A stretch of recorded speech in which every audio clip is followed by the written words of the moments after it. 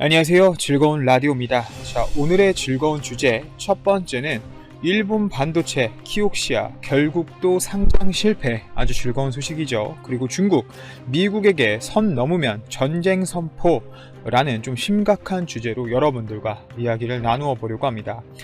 우선 일본 반도체 소식입니다. 물론 우리나라 SK하이닉스가 일정 부분 지분을 갖고 투자하고 있지만 그래도 베이스는 일본 기업이기 때문에 이야기를 나누어 보려고 하는데요.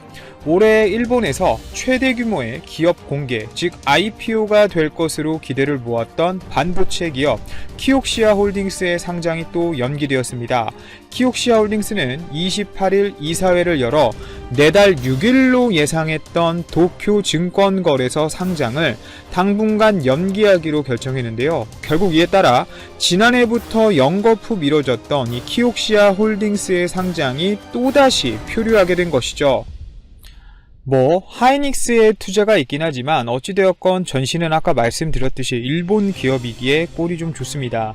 우선 키옥시아 홀딩스 측은 미국 정부가 지난 15일부터 중국 화웨이에 대한 반도체 공급을 막기 위한 규제를 시작하고 신종 코로나 바이러스 감염증, 즉 코로나19 영향으로 시장 불확실성이 커진 점 등을 상장 연기 배경으로 설명했는데요. 실제 스마트폰용 플래시 메모리가 전체 매출의 약 40%를 차지하는 키옥시아는 미국 상무부의 화웨이에 대한 반도체 수출 규제가 발효되면서 거래 비중이 큰 화웨이와의 거래가 어렵게 된 것이죠. 만약 이런 상황에서 상장할 경우 공모를 통해 조달할 수 있는 자금이 예상치를 밑돌 것을 우려할 수밖에 없었겠죠. 결국 경쟁력이 안 되니까 상장해봐야 문제가 될 게 뻔하니 상장을 못하고 있다고 보시면 될 것 같습니다. 그리고 심각한 문제죠. 미국이 중국에 대한 이 강경 노선을 더욱 강화하면서 미중 간의 패권 싸움이 더욱 극에 치닫고 있는 가운데 중국이 무리수를 둔 발언을 해 현재 문제가 되고 있습니다. 중국판 트위터인 웨이보에 중국군의 젠20 스텔스 전투기가 동중국해 연안에 있는 저장성 취저우 상공을 저공 비행하는 영상이 딱 퍼졌는데요. 아시는 분들은 아시겠지만 방금 전투기가 떴다고 말씀드린 이 취저우는 미중 갈등의 전장으로 떠오른 대만에서 불과 500여 킬로미터 떨어진 곳입니다. 최근 미국이 대만을 직접 찾고 대만 TSMC의 공장을 또 직접 둘러보고 미국과 대만의 관계가 아주 우호적이라는 메시지를 보내는 등 아주 많은 활동을 직접 발표하고 있는데요. 하지만 중국의 스텔스기가 뜨자마자 대만은 긴장한 모습이 역력합니다. 대만 언론들은 이 J20, 이거 젠20이 취저우에 전진 배치됐을 가능성이 있다고 분석하고 있는데요. 대만으로선 긴장하지 않을래야 않을 수 없는 상황인 것이죠. 중국은 이런 상황을 마치 본인들이 일부러 만든 상황이라고 말하고 싶었나 봅니다. 중국은 바로 전투기를 띄운 하루 뒤 젠20의 등장은 대만 분리주의자들과 미국에 대한 강력한 경고라고 주장하고 나선 것인데요. 이어 젠20은 유령 같은 침공 능력으로 대만 분리주의 지도자들에게 잠수 공격을 가할 수 있다며 대만 해협에서 전쟁이 발발할 경우 젠20이 투입될 가능성이 높다라고 덧붙였습니다. 결국 미국과 중국의 갈등이 대만 문제로 번지면서 중국과 대만의 충돌 가능성이 어느 때보다 또 높아지고 있는 것이죠.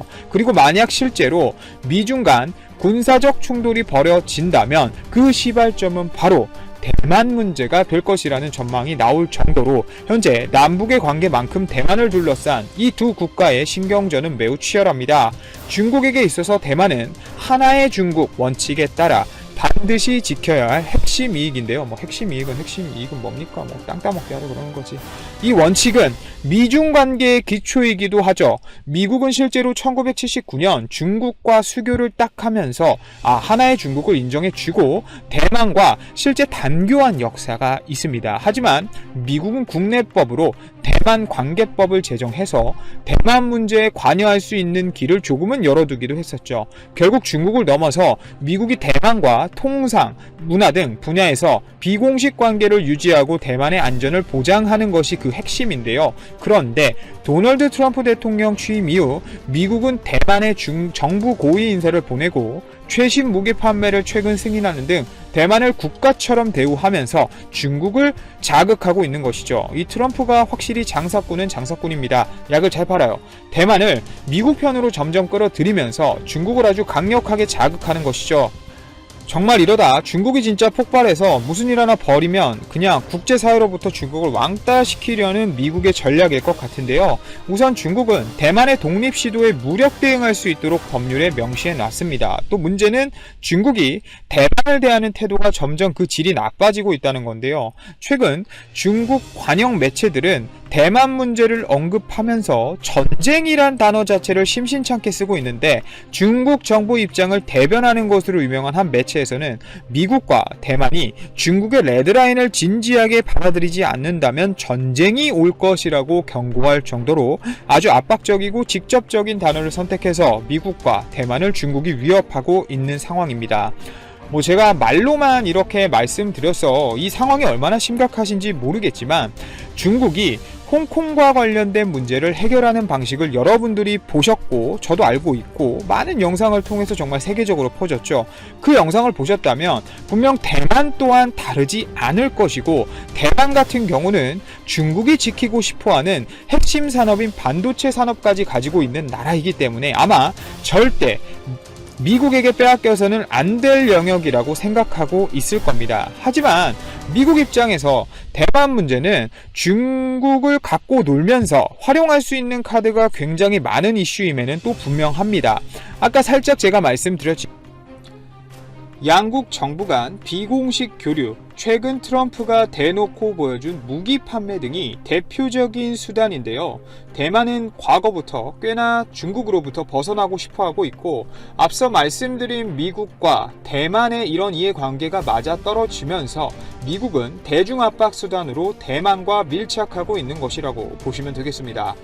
미국 일각에선 최근 대만에 지상군을 재배치해야 한다는 주장도 나올 정도로 미국이 대만을 생각하는 부분도 강해지고 있습니다.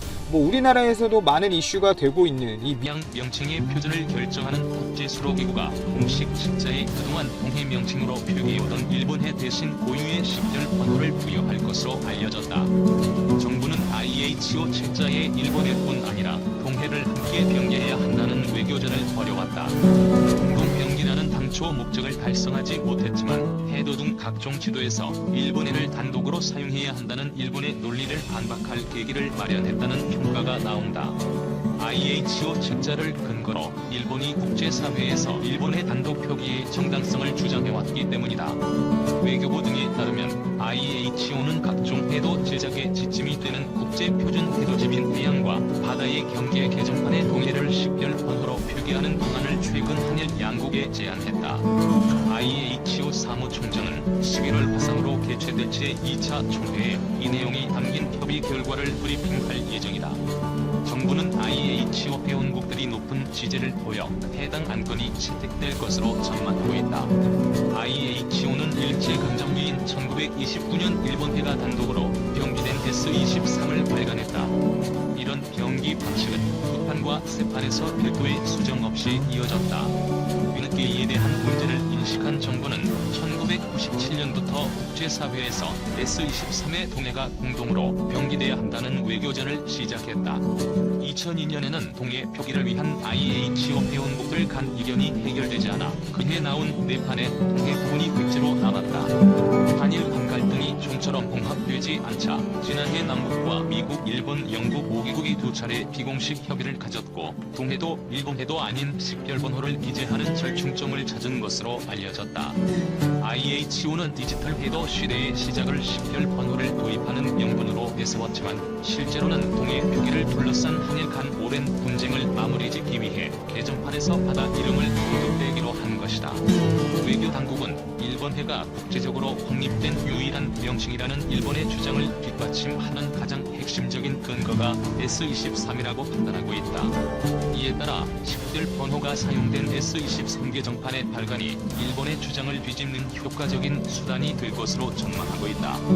일본의 주장과 달리 일본의 단독 병기가 시대에 뒤떨어진 관습이라는 논리로 국제사회를 설득할 수 있다는 것이다. 이에 따라 민간 지도 제작사들에 대한 한국의 통일병기 외교전에도 속도가 붙을 것으로 보인다. 다만 당초 목표였던 통일병기를 이루지 못한 것은 국제사회에서 여전한 일본의 영향력을 넘어서지 못한 방증이라는 평가도 나온다.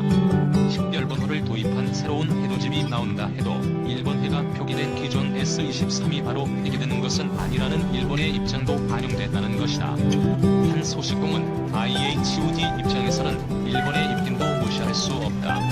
한일 가운데 한쪽